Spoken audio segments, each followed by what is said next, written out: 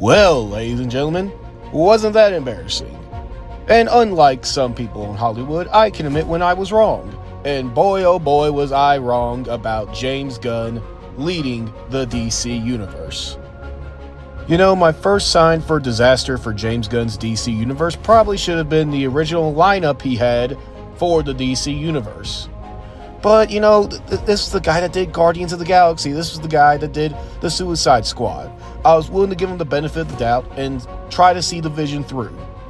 And sadly, the conclusion I have come to since then is that James Gunn is a one-trick pony who's just desperately trying to recreate Guardians of the Galaxy at every single turn he can with diminishing returns every single time. And really, in short, that's going to be the message of today's video, is if we lived in this alternate timeline, this stream timeline, where Joey Knight Jr. was given infinite reign over the DC Universe at Warner Brothers instead of James Gunn, what would Joey Knight Jr. do in terms of a DC Universe? Well, plain and simple, I'm tired of the, oh, we need to start a universe trope that is across all genres of film these days. So simply put, I would worry about focusing on making a good Superman and Batman movie. And that is it. Thank you.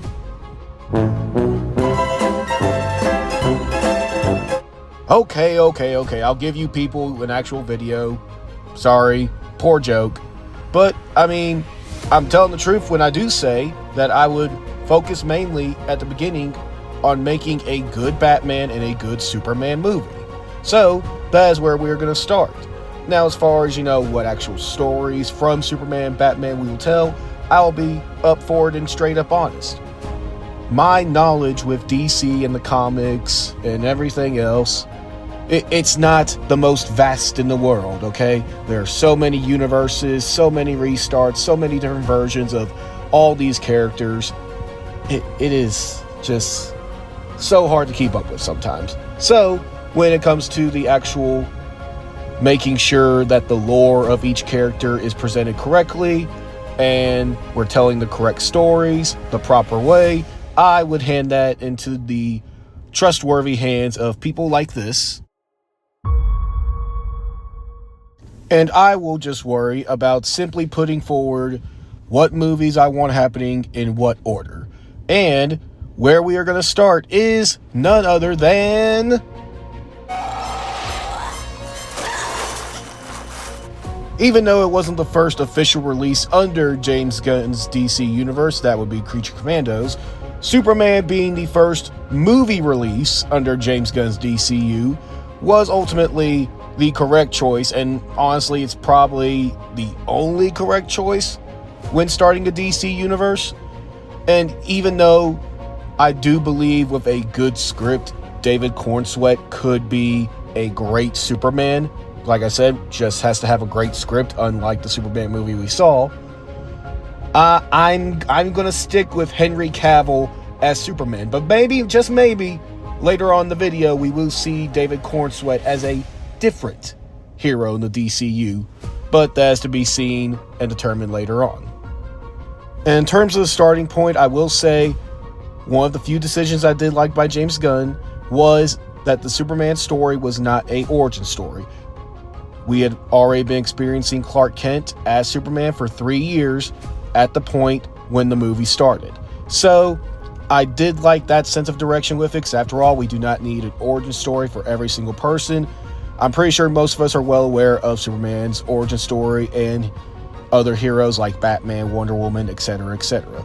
So that is the kind of direction I'll be taking with pretty much all of these projects. I do believe, in my mindset right now, as I'm recording this video, is that Superman, Batman, and any other characters I may mention later on, we're not gonna start with an origin story. Now, you may get glimpses of their origin story through flashbacks or whatever, but the movies themselves will not be origin stories for the characters. And even though I'm pretty sure y'all could have already guessed it at this point because of the name dropping, our next movie after what would hopefully be a successful Superman movie is... Yeah, it should be no surprise that Batman is the next movie I would do in this version of the DC universe right after Superman. Me personally, I would cast Alan Ritchson for this role. I think he would be the perfect Batman. And kind of same purpose with Superman. Batman would have already been an established person within Gotham and within the DC world for a few years now. Once again, not an origin story for Batman. We know Batman's origin. And also something I want to point out that I did not with Superman is another thing that I want to kind of check mark with these movies is a budget. Because that is something that I feel not only just superhero movies, but movies in general have overinflated for probably the past almost 10 years now, is how much money they spend on these movies and why a lot of times movies are not successful. A lot of times movies are flops because it may have been a good movie, but they spend way too much money on it. So for coming out of the gate for Superman and Batman, $100 million each on production budget and $50 million on marketing. That puts the money we spent at $150 million, which put our break-even point somewhere around $325 million. And I mean, I personally feel that as long as we're staying true to who Batman and Superman are, and we're telling good stories, and we're making it comic accurate, we'll make $325 million. We'll make more than that. I feel comfortable with that, me personally. But after we do our Batman movie, we are then, for our third installment of a DC movie in this new vision of DC, we are going to do a... Either you die or I do.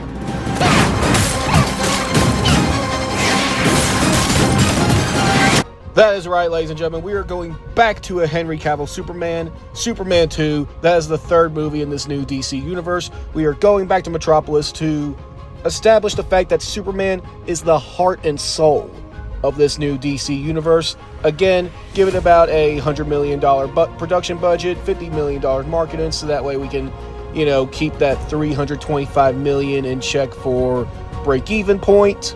And I do want to point out that in these movies, Superman movie is going to focus on Superman. Batman movie, it's going to focus on Batman. There's not going to be any major involvement from any other characters within the DC universe in these movies so far.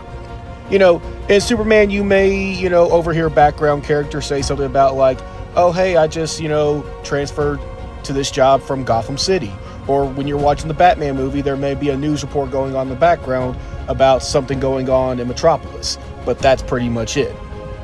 But after Superman 2, our next project in DC is...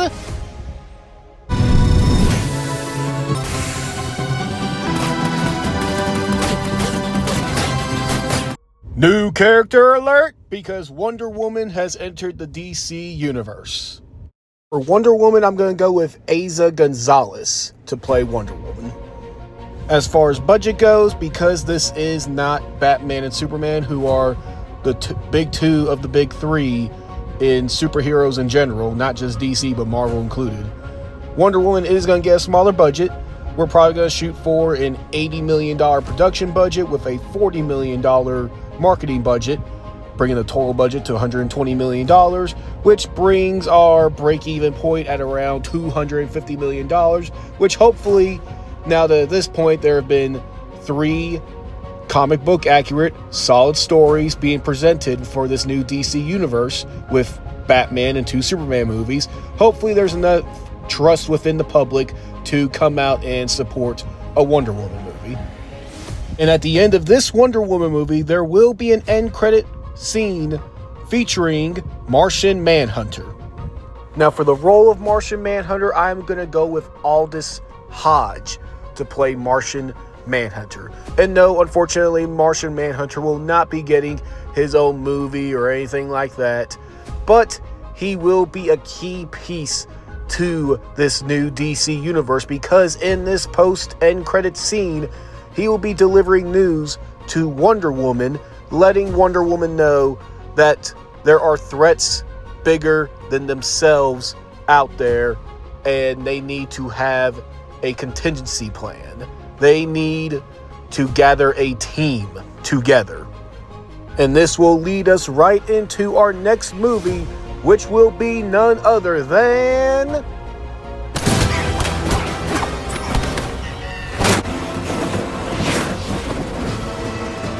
Yes, ladies and gentlemen, it is not a versus movie, but a team-up movie. It will be known as Batman and Superman, World's Finest. And this one, I actually have a story that I kind of want to do with it. And I kind of want it to be a setup where Lex Luthor is trying to set up some operations, set up some enterprises within Gotham City, but that is now bringing the attention of Batman. And what does Lex Luthor do? He enlists the help of Joker. Now imagine Joker being funded by Lex Luthor to torture Batman, which this then now brings in Superman to help Batman combat the Lex Luthor aspect of everything. And that is going to be the purpose of this team-up movie. Now, going back to a budget for this movie, since it now has both Batman and Superman, and we're doing from a premise where they're fighting a team-up of Lex Luthor and Joker, I feel this one we can get a little more crazy with the money. We'll probably go, I would say, about $150 million into production, and we'll still keep it at about $50 million marketing. So we're at $200 million for the movie as a whole, which means our break-even point is around the $425 million mark, which I'm pretty confident, a Superman and Batman team-up movie will rake in more than $425 million. And the end credit scene for this team-up movie will show Batman, Superman, they're hanging out in the Batcave after dealing with Lex Luthor and Joker. They're kind of sitting back, enjoying the moment of their victory, and enjoying the moment of possible new allyship, new friendship even maybe, until they hear alarms being set off. There's a disturbance around the Batcave. People that they do not know are within the area. So Batman and Superman go investigate it as none other than Wonder Woman and Martian Manhunter, and they simply tell Batman and Superman, we need to talk. And that is how the Batman and Superman team-up movie will end. That is how this beginning stages of the new DC end. We have our building blocks, and now we move forward into DC with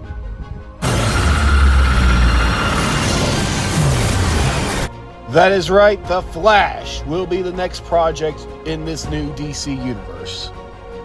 Me personally, I think Jack Quaid would make a great Flash. And with The Flash and the next two projects that you will see later on, I struggled with, do I make this a TV show to introduce them into the universe, or do I make this a more lower budget movie? And I sided with lower budget movie. I have a different idea to have DC content on the HBO Max streaming service, where Batman and Superman had $100 million and Wonder Woman had $80 million for the production budget. We're going to give Flash $50 million for the production budget, $25 million for marketing, making the total cost at around $75 million, and making the break-even point somewhere in the $160 to $175 million mark. And we're definitely going to lean on the investigative aspects of Barry Allen's Flash. And the end credit scene is going to involve Flash, doing some follow-up on the main investigation from the movie. And that follow-up is going to lead him to Gotham City, where, because the Flash is now in Batman territory, Batman finds the Flash. They kind of meet each other. Batman asks him, hey, you lost? And Flash kind of looks at him and goes, no, I found exactly what I needed. Fade to black. Because of the end credit scene for Batman and Superman, Batman decides, all right, I'm going to go look for some help. He finds the Flash, and now we have an established relationship, which now leads us into our next movie.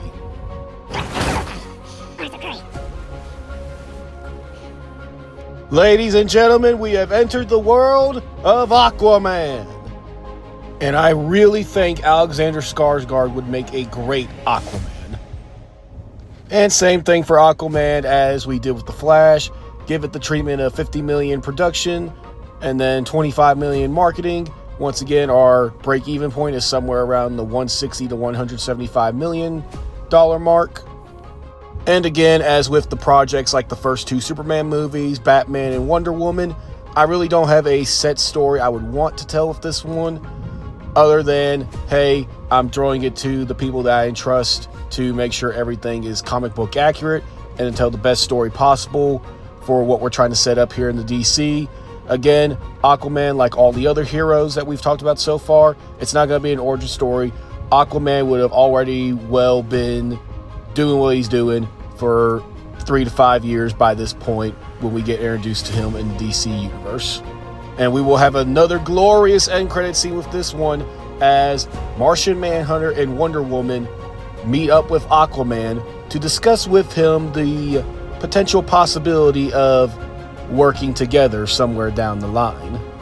And we have a lot of pieces at play here, but there's just one more piece that needs to be filled to this puzzle.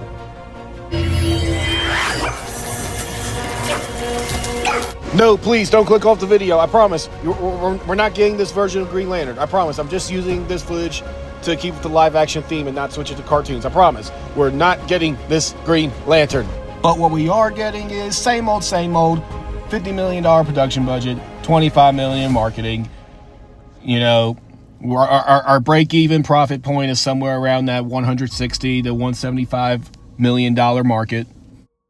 And in my opinion, Glenn Powell would be a fantastic Green Lantern.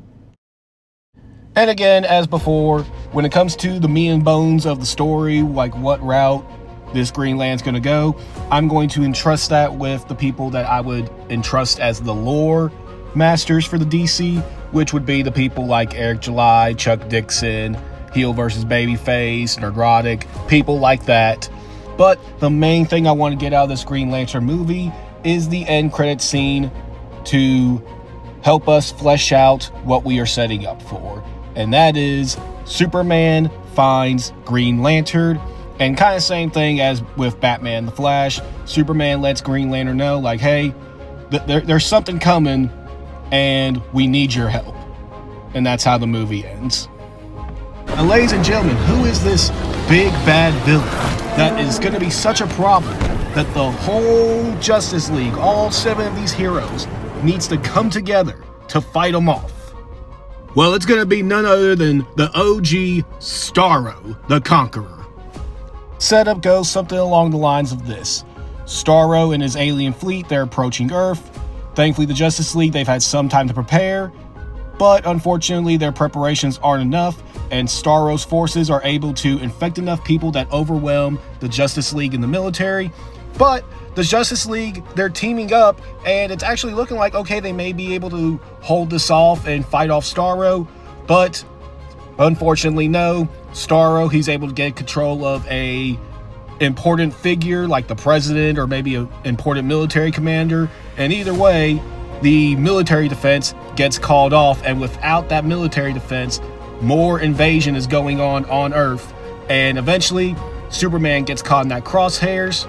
Superman's able to break free long enough to let everyone know, hey, don't bother trying to fight me. These things, they're not individually minded, they're all connected to one central conscience. And because of that information, the Justice League, they're able to find the central conscience and defeat Starro. Now, this movie is definitely going to be the biggest financial risk so far, with a $200 million production budget, $100 million in marketing, $300 million all in total. So the break-even / profit point is somewhere in that $650 to $700 million mark. But hopefully, if we're building this slowly and all the movies, they're true to the comics and they're good, hopefully that brings enough people in to where $650, $700 million for a Justice League movie is feasible. But don't worry, dear viewer, I haven't forgot about the loyal HBO Max subscribers. We're not focused on just the movies here because, after all, I do have something planned for the streaming service, and that is a relaunch of Teen Titans. We are going to get that final season to wrap everything up, along with other projects like the streaming service. It's going to have TV shows, but not live action. It's going to have animated shows, so that way there is a distinction of, hey, this over here belongs to the overall DC universe, and this over here, the animated stuff on the streaming service, that's just kind of us having fun. You know, a last season for Teen Titans to say farewell to that, and then, you know, things for people of all ages, maybe like a kids Justice League show, maybe we do like Batman, Superman animated shows for, you know, the young adults. And then we start doing, you know, kind of like how DC does already. And we have the animated movies for the adults that kind of get really dirty and gritty as far as the cartoon aspect. And yeah, that is basically what Joey Knight Jr. would do to start off a brand new DC universe if I was given the reins instead of James Gunn. And I know it's very easy for me to come on here and say, you know, what I would have done, what I wouldn't have done, when this is a very much a armchair quarterback situation.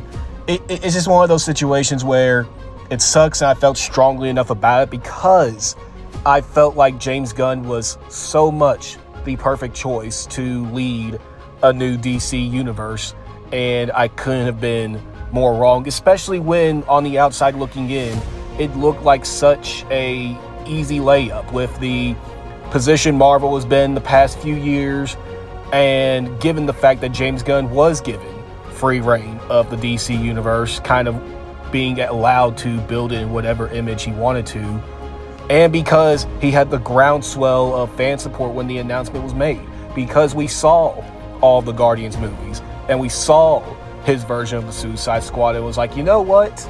This guy's got something to where he could run a very well competent DC universe.